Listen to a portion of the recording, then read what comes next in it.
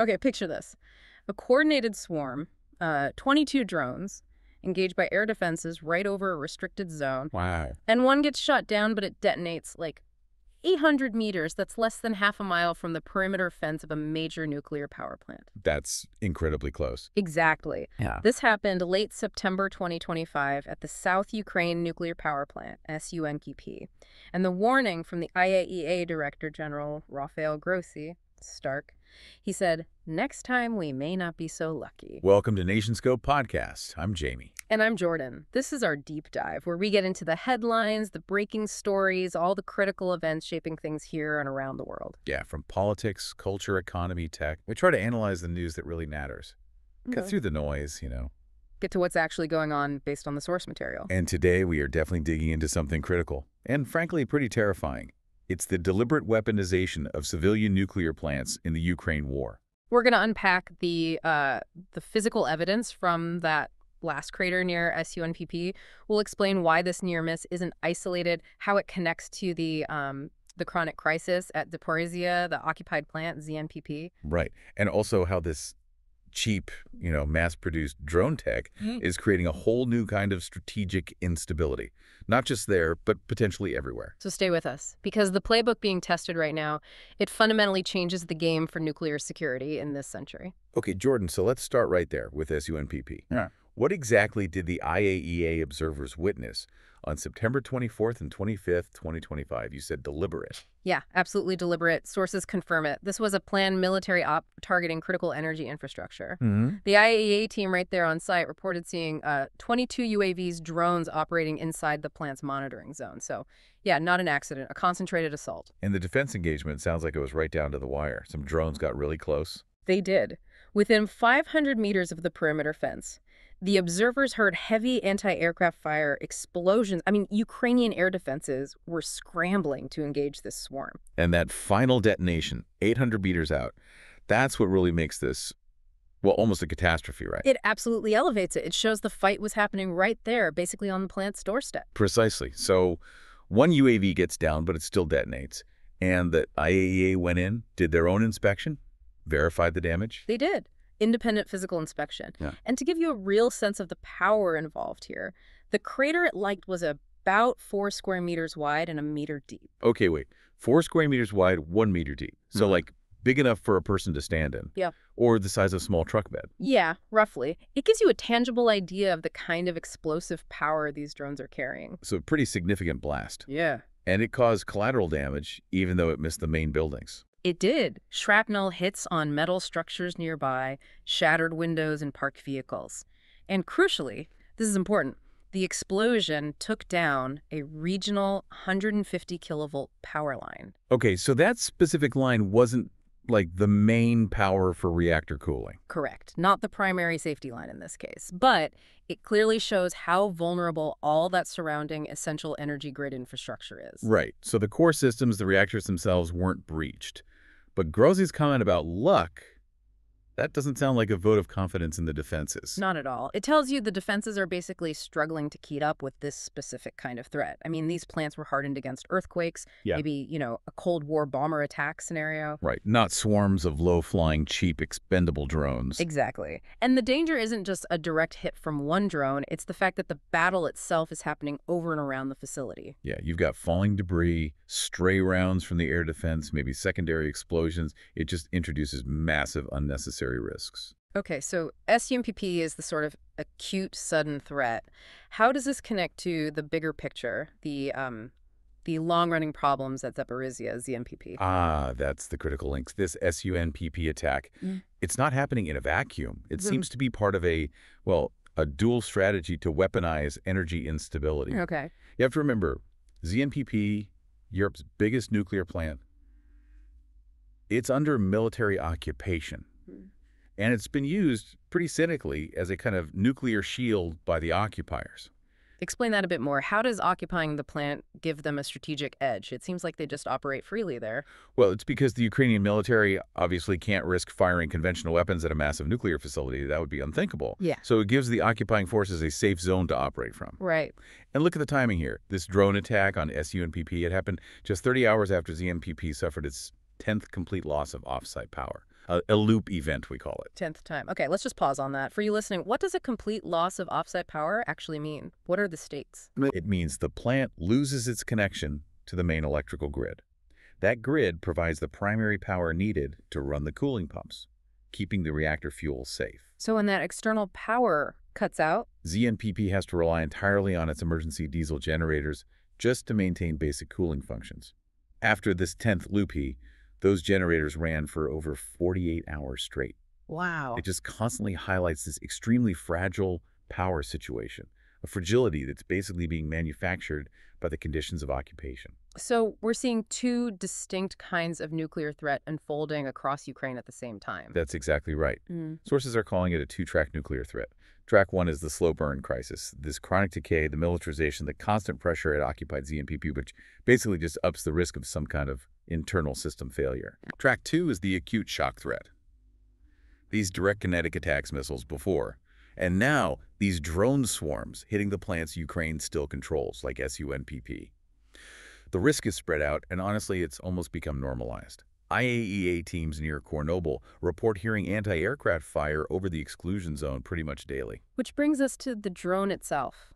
If the weapon, the drone, is so cheap, does that just fundamentally change who can pose these kinds of strategic threats? Oh, absolutely. It changes the entire global security picture. Think about it. Defenses were built assuming the threat was, expensive, high-tech state assets like bombers or missiles. Right. Things only major powers could field. Exactly. The drone lets actors, state or potentially non-state, bypass all that with low-flying, small, relatively cheap, mass-produced UAVs. We're kind of shifting from an age of nuclear deterrence based on mutually assured destruction To maybe an age of nuclear uncertainty. That's a good way to put it, yeah. An age of uncertainty. Now, the main reactor containment dome, that's built tough, right? But what about the other parts of the plant, the so-called soft targets that a cheap drone could potentially cripple? Yeah, that's where the real vulnerability lies with this kind of attack. It's the external systems. A hit on any of these could potentially lead to a major accident sequence. We're talking about things like the spent fuel cooling pools. Yeah. They're often in buildings that aren't as hardened as the reactor building itself. Okay. What else? The external power line switch yards, exposed equipment, just like the one that got hit 800 meters away from SUNPP. And the emergency diesel generators, plus, crucially, their fuel storage tanks. Those are vital backups. So a successful hit on those backup systems, you wouldn't even need to crack the containment dome to start a really catastrophic chain of events. You wouldn't. A drone strike hitting those key auxiliary systems could cause a station blackout. That kicks off a Fukushima-type scenario, an absolutely desperate race against the clock to get cooling back online before the fuel starts to melt. So it completely blurs the traditional lines, doesn't it, between, like, nuclear safety preventing accidents and nuclear security preventing deliberate attacks. It really does. Safety was always about system failures, engineering problems. Security was about stopping sabotage, terrorism, theft. Now, a drone attack is a security threat specifically designed to cause a catastrophic safety failure. The two are merging. And that merging, plus the low cost, our analysis calls that the democratization of strategic risk. That's the core idea you need to grasp here. These inexpensive, readily available drones, they give actors the power to threaten really strategic assets. Nuclear plants, big dams, vital infrastructure, things that used to require serious state-level military capability. Asymmetry is kind of chilling. It is. The cost of a defensive failure is astronomical, potentially unthinkable. But the cost for the attacker to mount the attempt is relatively low, and they can often hide who's behind it. Which leads us to the international law side of this. I mean, there are rules, right? The 1977 additional protocols to the Geneva Conventions specifically ban attacks on nuclear electrical generating stations. So why aren't these rules stopping what's happening in Ukraine? Well, they're failing because the legal framework itself is being manipulated. It's something scholars call lawfare. Lawfare. Using the law as a weapon. Essentially, yeah. Using the technicalities, the loopholes, the ambiguities in international law, not to uphold justice, but to muddy the waters, confuse the narrative, and ultimately deflect blame. And let's be honest, enforcement mechanisms are basically toothless when a permanent member of the UN Security Council is directly involved. So you end up with the situation where, say, Russia accuses Ukraine of nuclear terrorism for supposedly targeting facilities that Russia itself occupies. Right. While Ukraine and its allies argue correctly that the entire crisis, all the risk, stems from Russia's original violation, invading and occupying ZNPP in the first place. And caught in the middle is the IAEA trying to maintain access. Exactly. They have to walk this incredibly difficult diplomatic tightrope. They need strict neutrality or appear strictly neutral just to keep their inspectors on the ground. But hang on, you mentioned earlier the IAEA Director General Grossi was actually meeting President Putin in Moscow on the very same day that drone swarm was attacking SUNPP. Yeah, September 25th. How does that square with neutrality? What does that timing signal? It signals the immense pressure the IAEA operates under. To keep that vital access for safety monitoring and having their staff present, they have to engage diplomatically, even when the optics are challenging, let's say. But this forced neutrality, you could argue, plays into the aggressor's hands. It allows them to create the threat, control access to the evidence, and then position themselves as a necessary part of the diplomatic solution. It kind of neutralizes effective international condemnation. Which creates what the analysis terms narrative paralysis. Precisely. You have these completely conflicting claims. Kiev says Moscow is reckless. Moscow says Kyiv is reckless. It creates such deep ambiguity that getting clear, universally accepted attribution for any specific incident becomes almost impossible. And without clear attribution, Meaningful punitive action just doesn't happen. The Geneva Conventions become, practically speaking, unenforceable in this specific context. okay, so given all this, the tactics we're seeing, the legal paralysis, what does this mean for the immediate future? What are the really dangerous scenarios we should be laser focused on preventing right now? Based on the evidence, the analysis points to two particularly plausible high-risk scenarios. Scenario A is the station blackout. Like Fukushima. Exactly. A successful, maybe more concentrated drone strike takes out critical auxiliary systems, think the main switchyard, or maybe hits the emergency diesel generators and their fuel tanks directly. That triggers a complete loss of all power, initiating that desperate race to restore cooling before you get core damage. Okay, that's terrifying. What's the second scenario? Scenario B involves the spent fuel. It's the spent fuel pool strike. Right, you mentioned those pools are less protected. Yeah, they're large targets, often in less hardened buildings. Right. A successful drone hit there could breach the pool, leading to a loss of that crucial cooling water.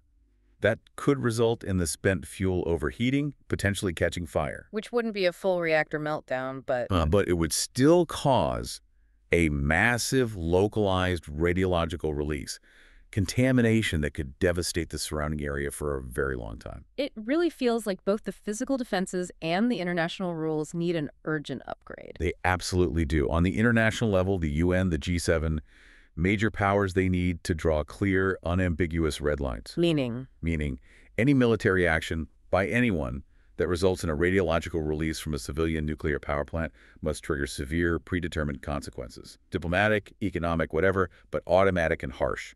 No more ambiguity allowing paralysis. And on the ground, at the plants themselves. They have to ditch the Cold War defense mindset. It's not about stopping one big bomber anymore.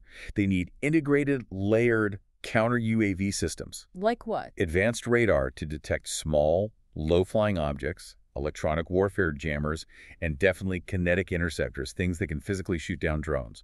But it's not just about shooting them down. You have to protect the backups, too. Exactly. You need to physically harden the auxiliary infrastructure.